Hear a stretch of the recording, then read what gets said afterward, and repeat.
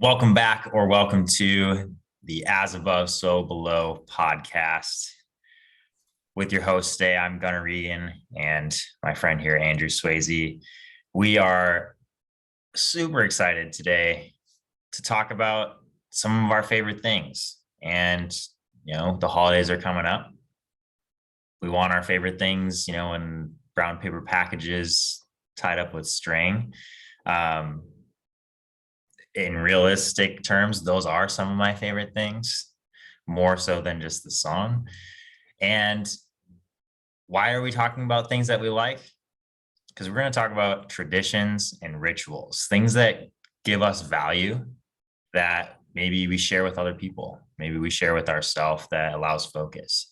So we're gonna kick today off talking about traditions, what they are to us, why they're important. And I can imagine Andrew right now. He's sitting he's sitting in his gym looking outside at a parade, which is probably a tradition for some people. But I want to ask Andrew, what is your recollection of this parade, and is it a tradition for you? Well, it's a very small parade, and it is not a tradition for me. I was very surprised to see it as they went by. So to say that's basically the antithesis of a tradition. It was actually a surprise. It was a surprise. I wasn't ready for this tradition today. No. And I was worried it was going to mess up our audio, but fortunately, there's no parade going by at the moment. But if you hear a parade going by, you know exactly what it is. Understood. I'm waiting for the marching bands. We'll see what happens. But to throw it to you first, Andrew, as we do, which is a ritual. We'll get to that later. What is a tradition to you? We're thinking big, kind of philosophical terms. What is a tradition? Tradition. When I think of tradition, I think of a purposeful event that is focused around community and connection. Traditions can be long-standing. They can also be new traditions. Traditions can be passed down through family, friends, any close relationship. Usually, like, one of the things that I think about when it comes to traditions is this is typically a communal event, meaning there's more than one person involved. There's groups of people, could be a pair of people, like a couple, could be a family. It could be a neighborhood, a city, a nation, the world, whatever type of group you're thinking of. There's always traditions, or there's usually traditions that these groups are celebrating. When I think of traditions as well, I think of things that occur on a longer time scale, typically like an annual event. We talked about it too at the beginning. It's like something could also be on every 2 years, every 4 years, a tradition on that type of time scale as well. Like the 4 years, the one that comes to mind, you mentioned it, was the Olympics. There's a lot of tradition around the Olympics, and there's a lot of pride associated with that as well. So those are the things that I think of when you ask me about a tradition. I'm curious, Gunnar, how do you define traditions? How do I define traditions? I think of it in a different way. My childhood was full of traditions for holidays, for birthday parties, the way we went about weekly things. They were in tradition with how my family had done it for years. And to answer the question, what is a tradition to me? I see a tradition as something that is either unconsciously or consciously learned or inherited. So traditions are typically passed down. And in my experience, the majority of my childhood, I was aware that these were traditions that went on. However, I did not have a reason behind the tradition. I accepted it. I enjoyed it. I knew it brought joy to myself and my family members, my close connections. However, now that I'm an adult, I can say that confidently. I'm an adult. I want to think of traditions as something that I can create and put a ton of intention into, that I can continue building on over time, whether that's annually, like you're saying, or maybe it's when the Olympics come around, I have a tradition of tuning in. And that brings me joy, that there's intention there of, all right, I do this because I love human movement and I love witnessing the uh, greatest acts in human movement. That could be a tradition. So to sum that up, traditions are learned consciously or unconsciously. They may be inherited, or you may have the ability to create them, but it's something that you come back to that gives you a sense of self, sense of pride. Joy is the underlying thing for all of those. Why would you do a tradition if it didn't bring you joy in some way? So with that, is that something you think about now in regards to traditions? Do you question them more so than you did when you were younger? Yeah. And my first hot take of this podcast is going to be related to traditional Thanksgiving food. When you're listening to this, our wonderful audience, if you like Thanksgiving food, I still have love for you.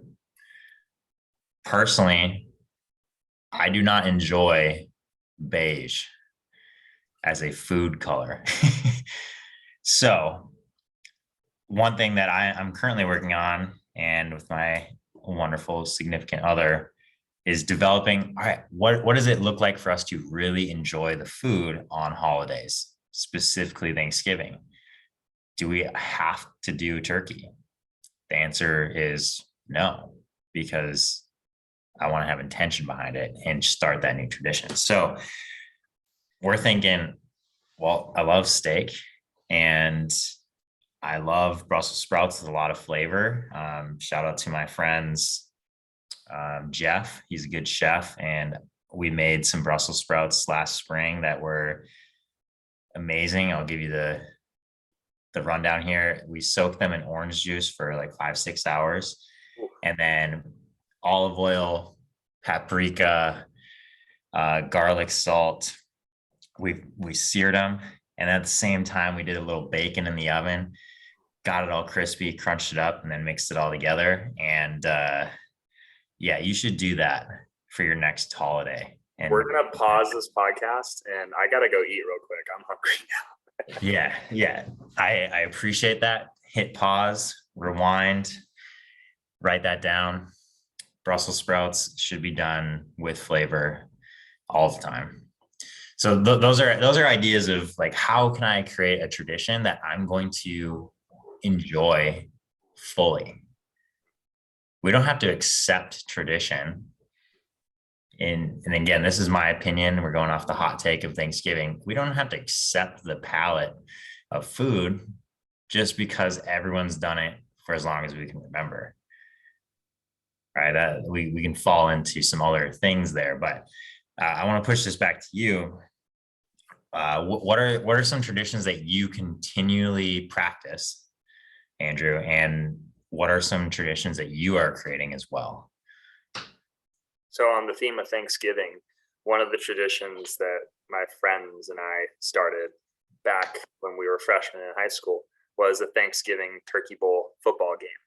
We would meet at the local park in our neighborhood early in the morning before eating, Thanksgiving meals with our family. We would play an hour to an hour and a half of some die-hard balls to the wall football. It was something that we just started, because we all like to play football, and we all, enjoyed hanging out with each other. And as we progressed throughout high school, we all graduated.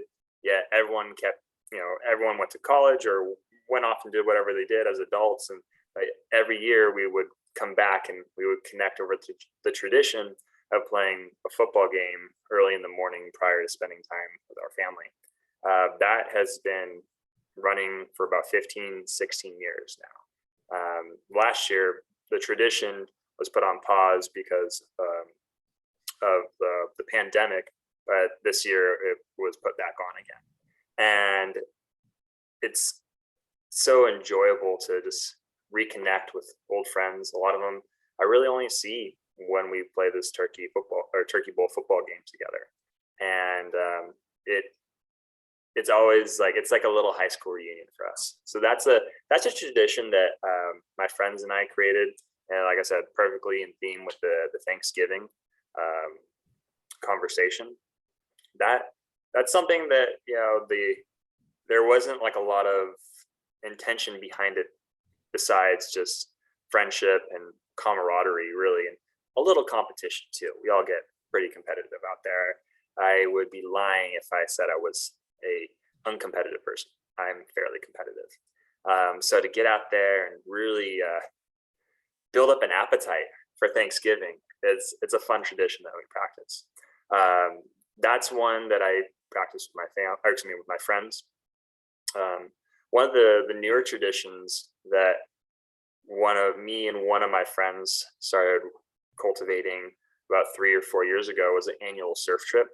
We both were, really had barely dipped our toes into the water of surfing, pun intended there. And we both knew that to get better at surfing, we just needed to immerse ourselves in the process. And we booked a trip down to Nicaragua to learn how to surf for a week. Like literally nothing else down there, no restaurants, no bars, no nothing. Like literally take you get picked up by your driver from the airport, and you drive 2 hours to the middle of nowhere.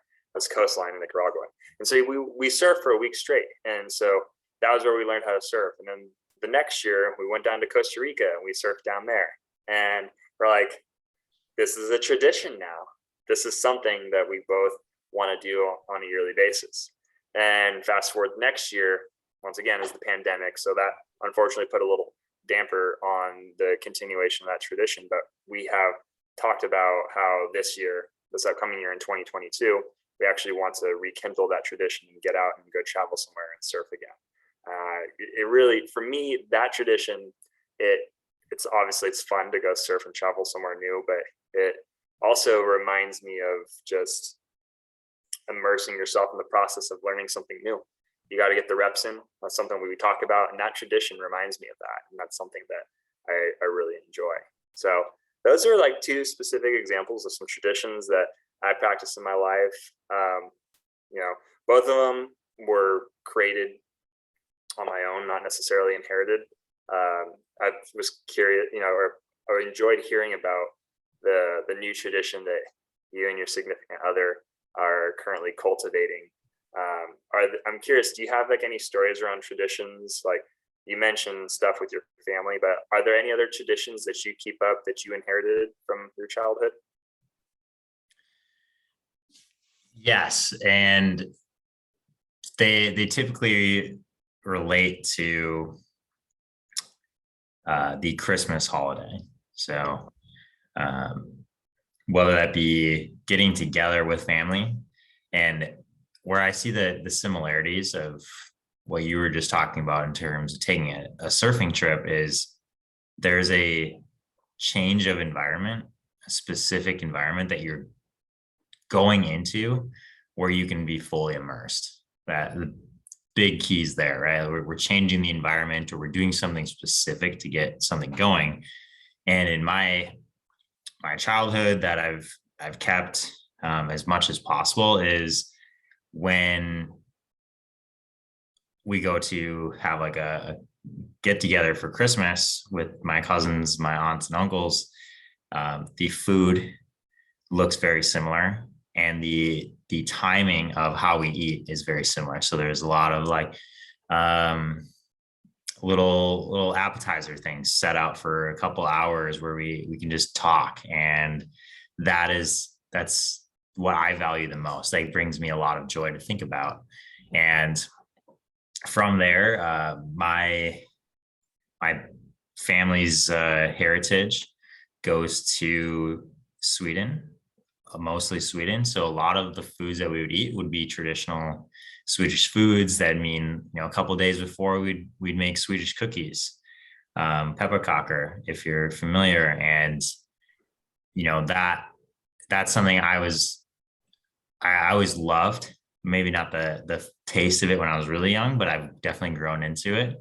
But that I saw the joy that my mom had making those, because she learned it from her grandmother, and then it was passed to my grandmother, and then passed to my mom, and that's been continued as a little baking that I do currently. I'd say that one is the traditional one that I'm going to do in a year.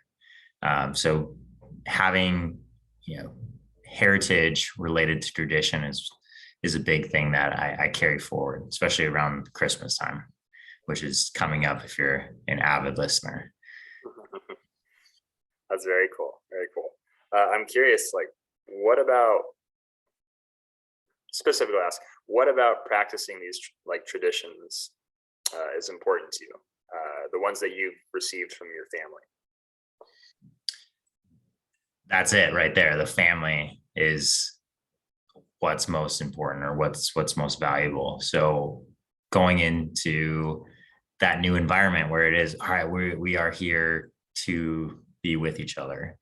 That intentionality is highly meaningful to me, and I get the most out of that. So I've thought about this in the last couple of years. I've gotten older, my cousins have gotten older. All of those times we shared together at our Christmas celebrations, and sharing the same foods and sharing stories from the year, it made us super close as family. And there are times where me as an individual, or maybe some other people in my family as individuals, we can struggle because we don't have that sense of family all year long. So we look ahead and see the Christmas tradition as the time that we are going to recenter and refocus ourselves on the important things, like family, spending time together, words of affirmation, if we're thinking love language or gift giving. Those are all things that I experienced and imagine are valuable to others that listen to our podcast. So that's where I see my traditions carrying value. That's awesome.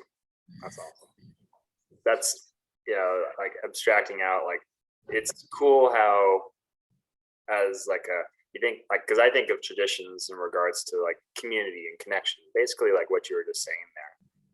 And it's cool as a society how, in America, we have these traditions, like Thanksgiving.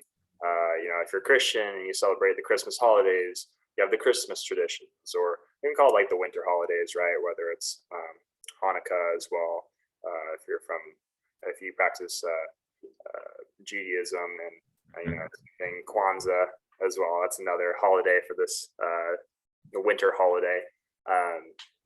But the point is, I'm getting at is that it's cool to see that collectively, as a society, we have these holidays where we make this time for these reasons, to connect specifically with family, with friends, people who are close to us.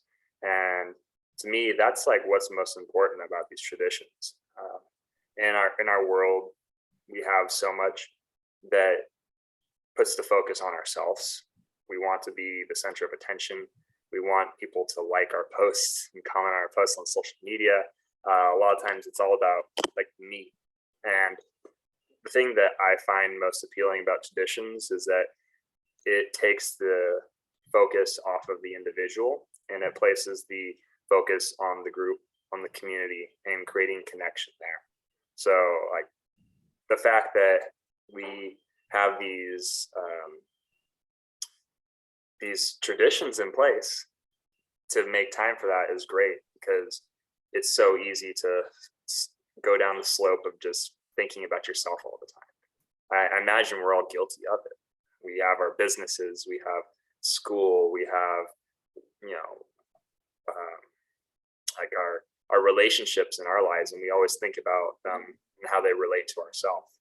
Whereas I notice whenever it comes time, or when these traditions pop up, the focus becomes more around like other people, the groups, like what does so and so, like where are they up to, or like what kind of food can we have at this tradition, at this event, that everyone will like, you know. And it really that's what I find most appealing about it, and something that I'm constantly practicing as well, and just reminding myself of, you know, that there's more people out there in the world than just myself.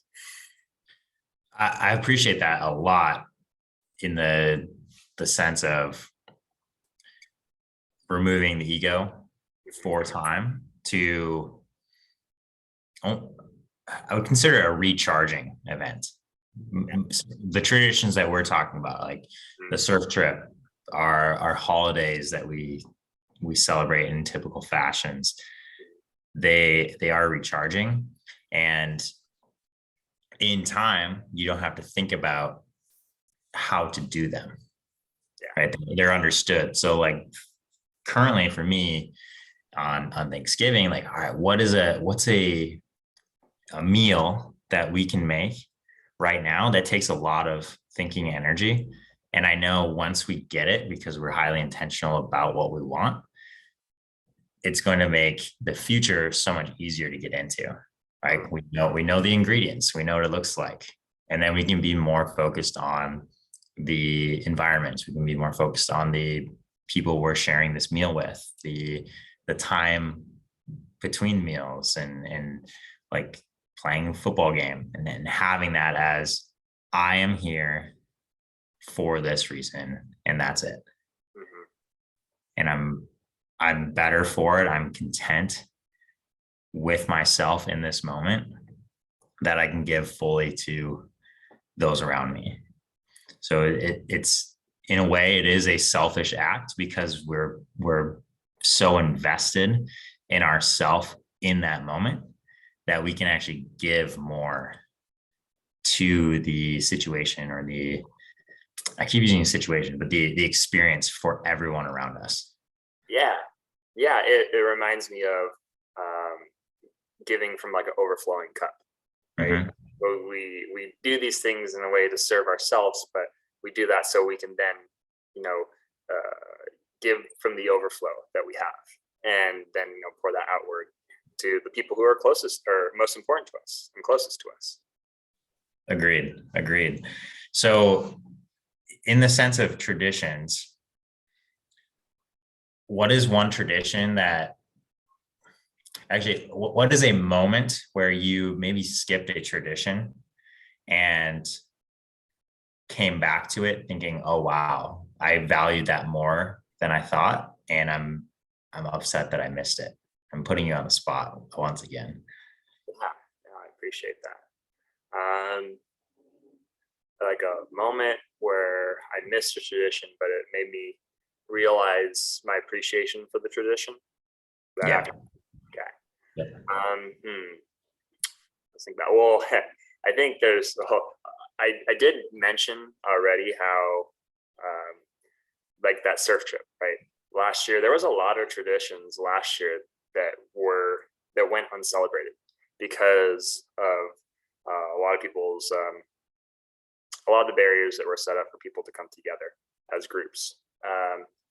And I imagine a lot of new traditions were probably formed last year as well. But specifically in the context of what we talked about and like what made me miss it, I'd say like traveling. Like the surf trip just being one example of traveling, but traveling to me is a tradition. There is something that when I started traveling, especially like internationally, I realized how important it is to get out, to expand your perspective, and to meet new people, and to put yourself into new situations. And there, you know, I began to structure my life around travel, and there really was some sort of a tradition. Maybe arguing, you know, you could argue that it was almost like a ritual or so, because I would place intention around traveling just about every 3 to 4 months prior to the onset of the pandemic. And when I last year, when I my opportunities to travel internationally weren't there, I realized like how much I missed it, and how like it became even more apparent to me how important that travel is, and being able to just get out there and see things that are different. You have obviously adventured outside of your hometown. Like you grew up in Minnesota, you live in Florida right now, and you have plans to move somewhere else soon. For me, I grew up in San Diego. I still live in San Diego, and I'm very happy for that. I love living here. This is one of the, we call it America's finest city, but I think a lot of people would argue that, there's other cities that are finer, but we'll save that debate for another time. Anyways, I live here. And when I go out and travel, it really gives me appreciation for the new places I go see. But it also gives me a lot of appreciation for what I have here in San Diego, in this city.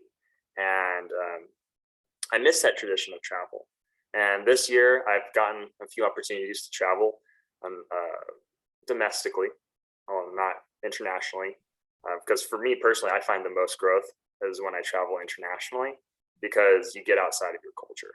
You get outside of those things. Like you can, live in California, you can go to New York.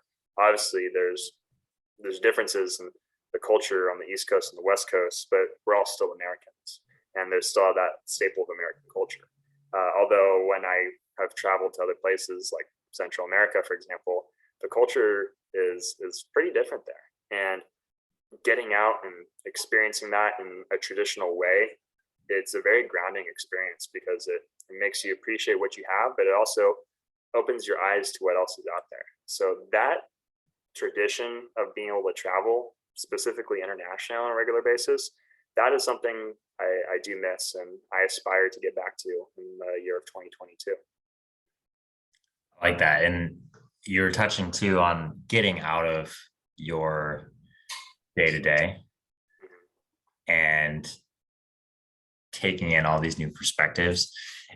What came to mind there is cultures hold traditions, and that's a common way of how we relate to others in the culture, is through the tradition and how we practice the tradition. And as a lot of traditions in the United States, they start around religious holidays, and that's valuable because it gives you context of what you value.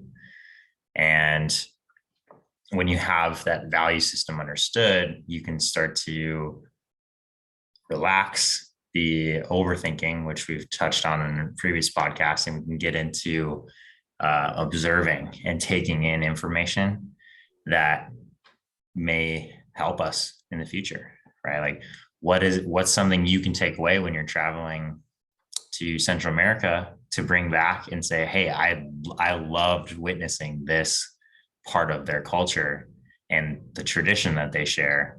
How can we implement something similar? How can we make our traditions even stronger by looking at others as well? So that's a sidebar. I don't know if you have. I would even argue that's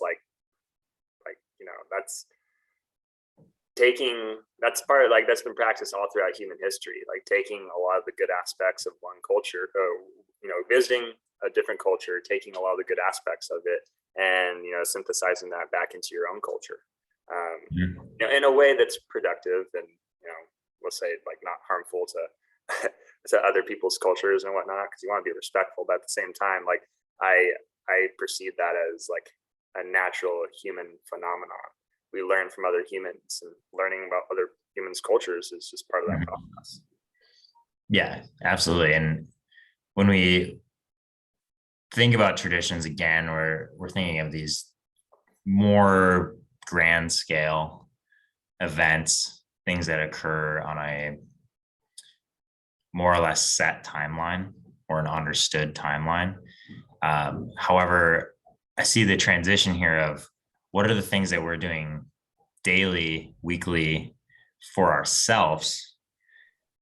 I consider that to be ritual, right? What are the rituals that I have that allow me to be my best self? And to, again, segue from traditions to rituals here, I have so many rituals in my day that at one time took a lot of forethought and focus to get going. And now in turn, the more that I've done them, the less I have to think about them. However, they bring me back to focus. They become the focal point of my day is when I hit those ritualistic times, actions. So before we go into like rituals too much, yeah, because I notice the term traditions and rituals can get thrown around pretty synonymously, or they regularly can be used synonymously. I'm curious, like, how do you create a distinction between a tradition and ritual? Because we haven't really defined it yet. I see traditions as grand moments full of experience, where a ritual for me is a typically mundane task that brings me back to focus. And to juxtapose that, the tradition is the focus, and it's a big moment. It's something that I'm sharing with others, where the ritual is that mundane task where I'm focusing on being my best. So it's an internal thing that I'm doing to be myself. Gotcha. Would you say like kind of like it falls into the line of a practice or a routine, maybe even more specifically like a habit or behavior?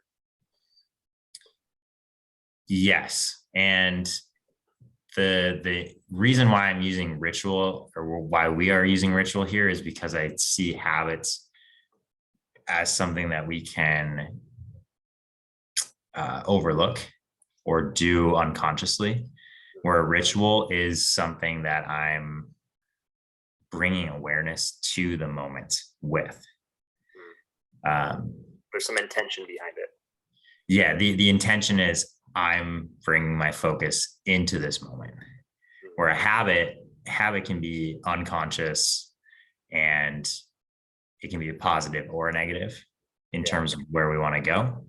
But that awareness can be, all right, I'm on the right track. This is my ritual to stay on track, and I'm going to build from there. Interesting. I partially agree with you on Yeah. the definition of ritual. When I distilled it down and thought about it, I think of rituals, and I think this is where we agree, is like it's like a practice or it's a routine. And you mentioned it to be some type of mundane behavior. I would disagree that it doesn't have to be a mundane behavior. It can be something that we enjoy. I typically think of something that's mundane as like, it's like brushing my teeth is mundane. I don't do it because I really love brushing my teeth, but I know it's good for me, and I know it's something I should do. And whereas a ritual, I would disassociate the word mundane from it, because it's something that I would imagine it's a, how do I say this? Well, I'll just give you my definition. A ritual is a purposeful practice that is focused towards maintaining a specific habit or behavior. And I mean, there's a lot of overlap between what we're saying here as far as how you look at it. But when I think of a ritual, like, it's a practice or a routine that's already established. It's something that we have already going. It's become ritualistic, and we are no longer really needing inertia to keep it going. It's being maintained on its own. The reason being is that like your rituals, they're typically like unique to your individual desires, the things that you want in life, and your desires are the things that bring you satisfaction. And that's why I would disassociate mundane from the concept of a ritual, is because I think of rituals coming all the way back to your desires. And if you're doing something that is moving you closer towards the things that you desire and brings you satisfaction, then I typically don't find there to be a lot of mundaneness around it. Maybe you agree or disagree. I'm curious. Do you think? I'll leave it at that. You look like you're about to say something. I like that. So the word that we're disagreeing with is mundane or mundane tasks. Yeah. For my understanding is when I've practiced a ritual, those tasks become mundane. They are things that I do all the time that allow me to check in with myself. So I'm noticing the difference there is your rituals are they don't require the building of energy. They are the momentum carriers. Like the maintenance. Yeah, because you use the word inertia, and that struck me. For those of you who don't know, I was studying physics for a little while in college before I changed my path to kinesiology. And I love the concept of inertia because that means there's a change in acceleration to an object. And for us, the object is ourself, right? So when we think of momentum is maintained in the things we do. So for me, the tasks that I've built into my rituals or built to rituals are mundane. My example of that is I put my left sock on before my right, and I put my left shoe on before my right every single time. Why? Never with your right first? Never with my right first. I've caught myself where I need to retie my right shoe. I'll untie both, do my left first, and then do my right second to keep that pattern. And one, I understand if you're hearing this and you're like, wow, Gunnar he's got some borderline obsessive tendencies. Correct, I do. However, that's me, and I appreciate having that consistency. It gives me the sensation of centered and returning to the self. So I can carry momentum by, all right, I do this every single day. It's not a thought that I have, it's the actions that I do. It is habitual in the sense of it is a habit that I do that. However, I'm thinking about it when I'm doing it. So then I see that as being ritualistic. There's intention behind it. Yeah. Is that clarify? Yeah, having some intention behind it is super important. And I imagine it wouldn't be a ritual if there was an intention behind it. Yeah, that's we come back to like the way I define it, and I use the word desires in there, and rituals come back to your desires, that being like the ultimate motivator for what it is that you're ritualizing there. Lost my train of thought there. So we have desires, and yeah. that we intend to fulfill those desires. Yeah. And the rituals are what we do to create that connection between desire and what we're actually doing. What are those actions?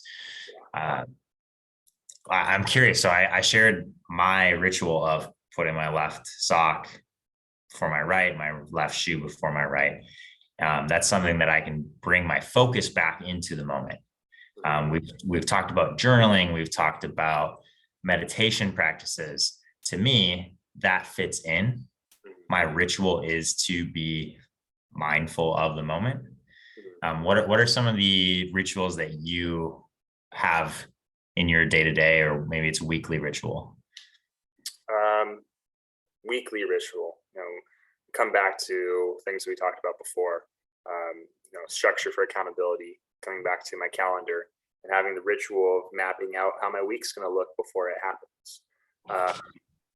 Shared in the Overthinking podcast, my rituals around getting into the water before going surfing, one step at a time, wetsuit on, sunscreen on, wax the board, and go. Like there's this consistent ritual around these activities that I'm doing. Waking up in the morning, you and I both first drink a glass of water. There's a ritual around that.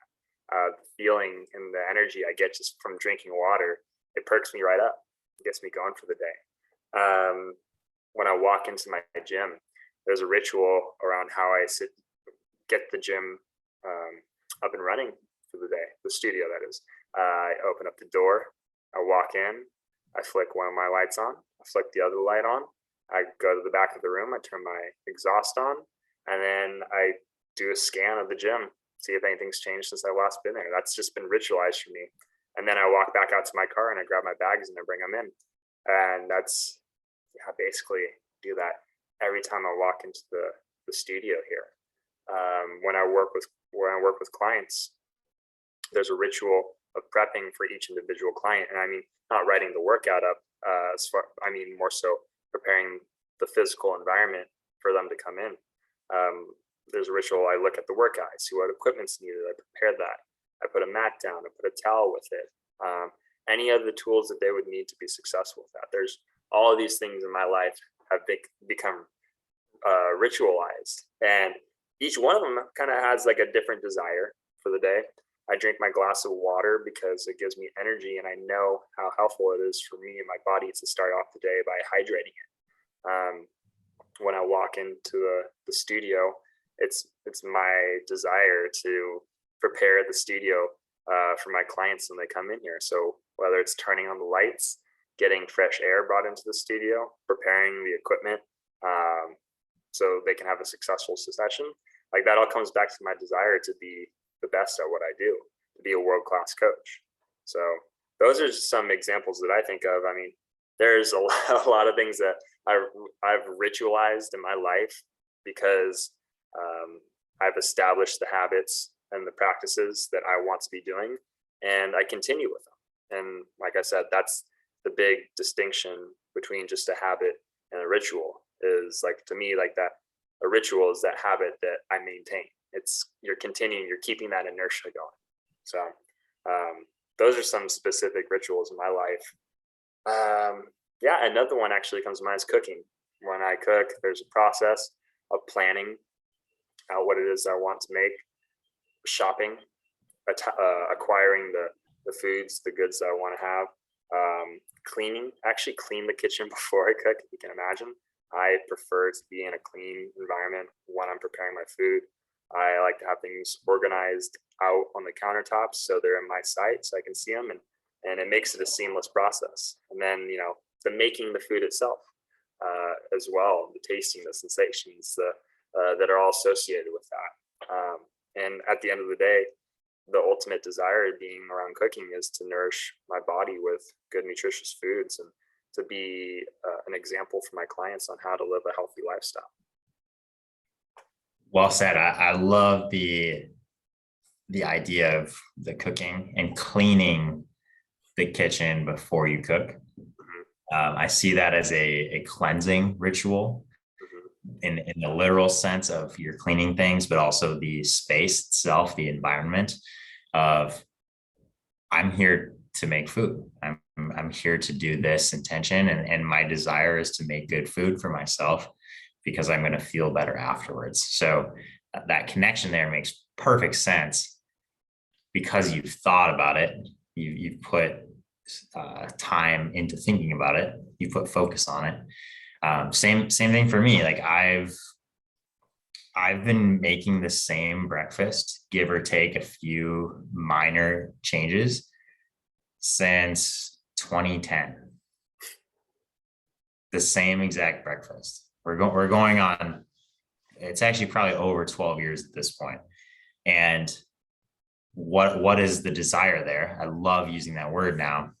The desire is, I know I feel better when I start my day with lots of protein, some healthy fat, in terms of, DHA, EPA. It's all valuable. Cholesterol is good. You need cholesterol to have other functions. Um, Without getting too far down the technical rabbit hole, I'm making the same eggs with spinach. Sometimes we'll add in peppers or mushrooms, depending on what we have available and what's ready. And then toast. I know I feel fine eating bread. That may be different for someone that's listening to this. However, the intention is, how am I going to fuel myself? And how can I make this a ritual that, one, it's going to bring my focus into that moment and begin the day with a focused activity. So breakfast for me, same food, mixing it up depending on what's available, adding spices, not adding spices, having certain type of bread, having different type of bread, whatever it is, it looks the same in the practice. So that ritual is maintained. I also know if I'm unable to make that exact breakfast, let's say I'm on the road or like in a hotel and you don't have the setup, that's okay. I've done this ritual for so long that I can still visualize what I need to get to meet those desires and intentions to make my day good. So I love that cooking came up because it's so important to both you and I, how we fuel our body, which is fueling our mind to do all these things, like record a podcast and coach a bunch of hours a week because we impact people really well. It's all one. Well, food is a great thing to base rituals around because for most people, they consume food roughly about 3 times a day: a breakfast, lunch, and a dinner, right? And you think about like a lot of I think of like religion, for example. What is one of the rituals associated around food for some people in religion? It's prayer. They pray and they have that ritual associated every time they eat, right? And if you're into, habit pairing, that's a thing, and there's certain things that you already have established, but you want to elaborate and build off of them. Meals and food and like establishing some type of ritual or practice associated with it is a great way to pair existing habits. That is, that's what I think of. And rituals like the family dinner, like people, like families coming together every evening, having that ritual of a meal together. I can't think of any other thing that's better than food to pair rituals around. And that's a great segue too to traditions to link them together. As I was mentioning earlier, most of the traditions that I think of day to day are related to an event with specific food. Mm-hmm. And the ritual that we have daily of, all right, we're making food for ourselves, fits right into, all right, we're showing up in a group on a holiday to celebrate this ritual that we all value, and then it's an even better experience. Mm-hmm. Yeah, that's cool. Yeah. To change the conversation just slightly, we think about these little bit larger rituals. So like cooking breakfast for me takes about 20 minutes, right? What are some traditions, or sorry, what are some rituals that you have that are seconds long, like minute, maybe 2 minutes or less, that you do daily?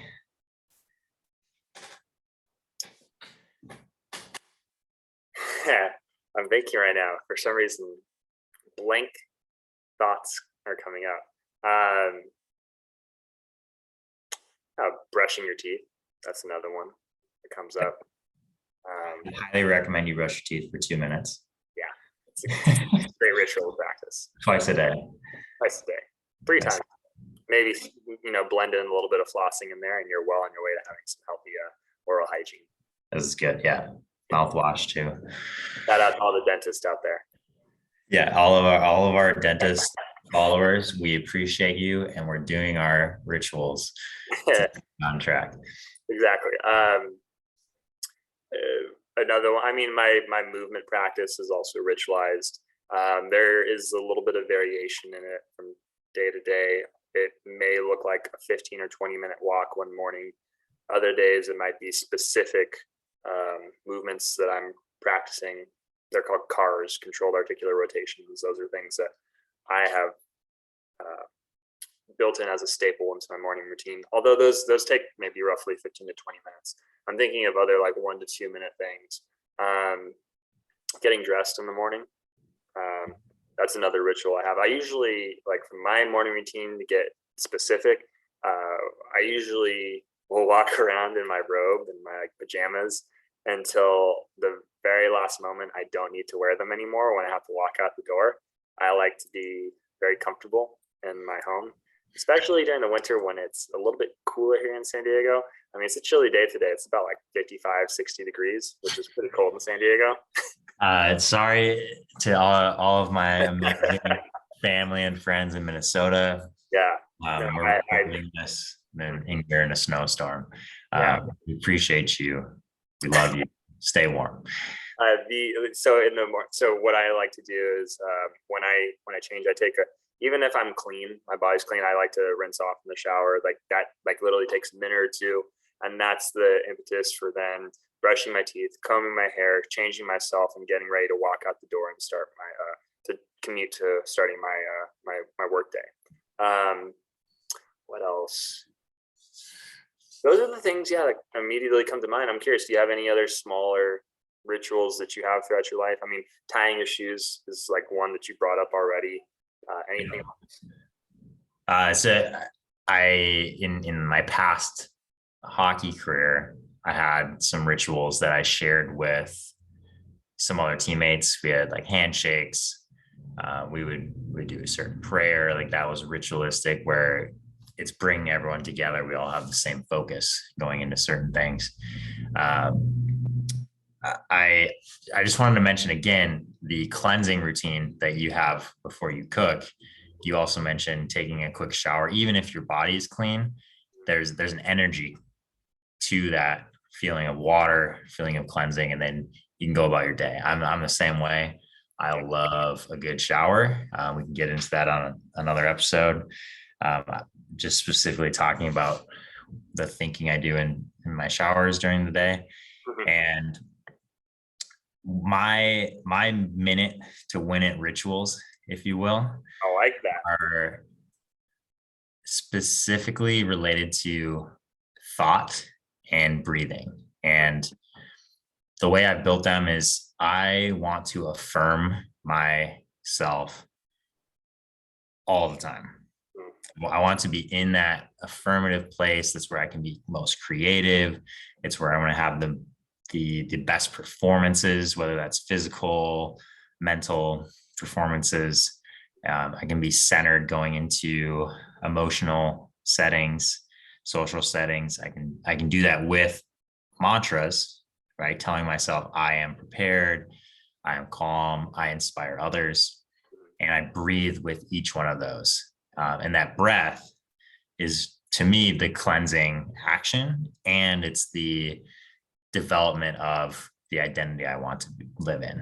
Yeah. Those are rituals that I do daily, if not 5-10 times a day. Like they're so common to me now, that I may miss them, that I'm actually doing it. It's just happening now because I've done them so often.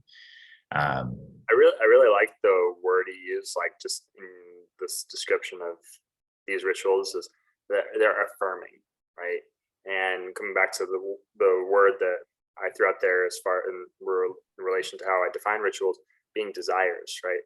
And when we're doing things that we desire, or things that are moving us towards our desires, they're affirming what we want. And I like to think of like rituals, like they're like tiny celebrations, right? They're like, yeah, okay, yes, I'm doing the thing that I want to be doing. This is awesome. It's continuing either to move me towards my goal or moving me towards that desire, right?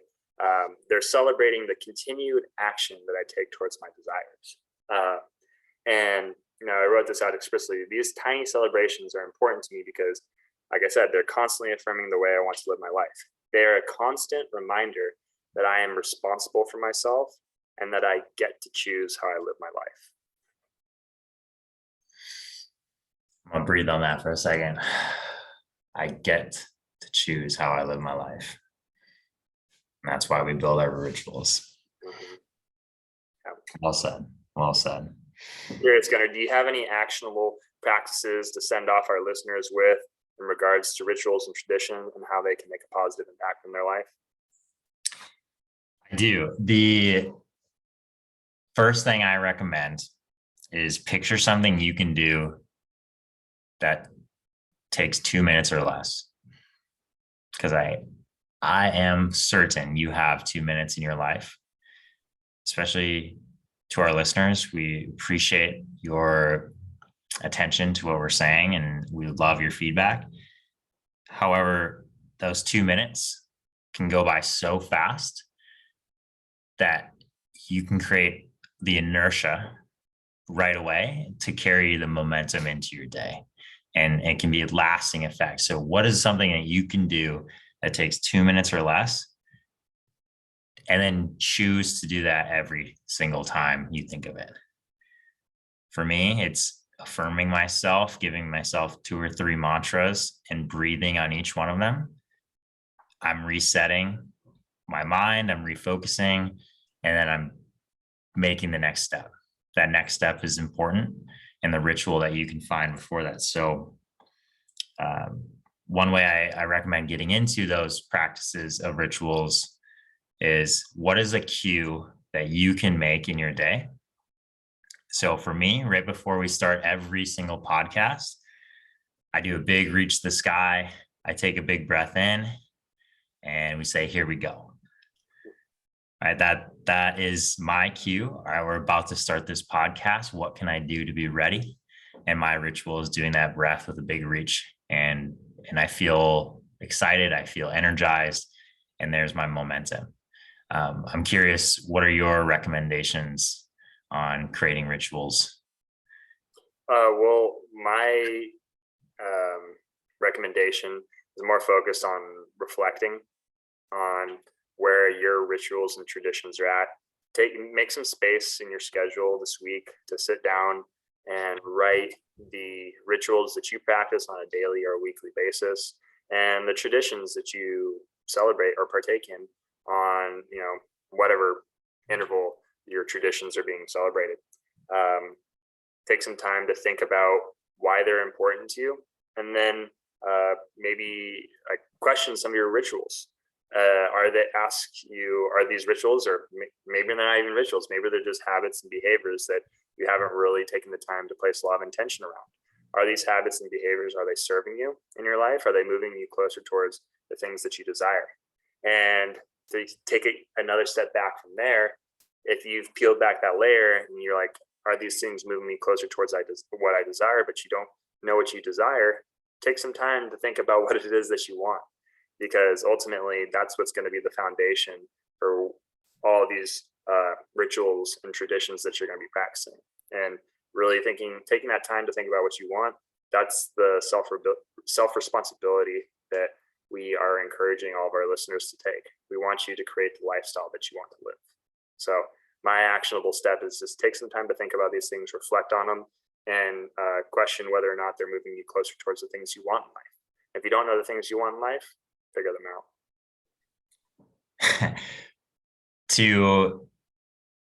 To further cement that point, when you're listening to this, pause right now and put that time in your schedule. Don't walk, run. Right? Go put that down. Give yourself time to be with yourself. That will pay off in many, many ways. You can create rituals that way, like we're talking about today. You can think about the rituals you have, to reiterate that point, and you can think about what are the traditions that you appreciate and what you want to carry forward. Maybe you want to create new traditions, right? giving yourself that space, do it now. All right.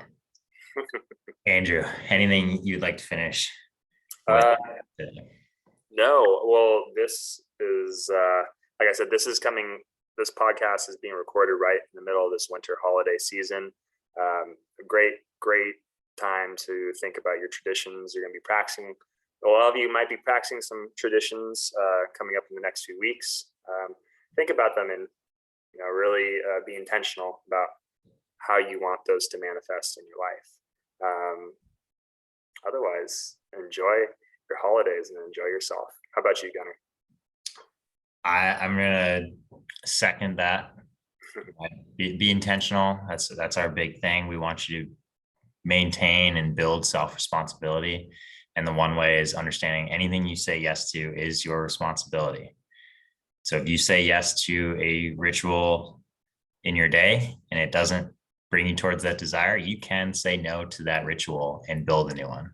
Same thing with traditions. If something doesn't get you to where you want to be, you can say no, build something new, and then take responsibility by saying yes to that new thing that drives you forward.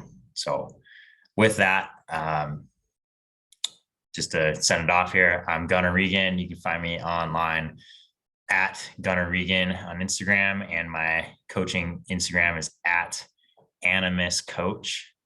Andrew, where can people catch up with you? You can find me personally at Swasey_fitness. That's my Instagram handle. And then my business page, if you're in the San Diego area and you're looking to improve your movement, strength, and overall health, you can find me at swaseyfitness.personaltraining. I believe there'll be some hyperlinks in the comment section below. Right on. Thank you, guys. We appreciate you, and build those rituals and traditions. Let's go.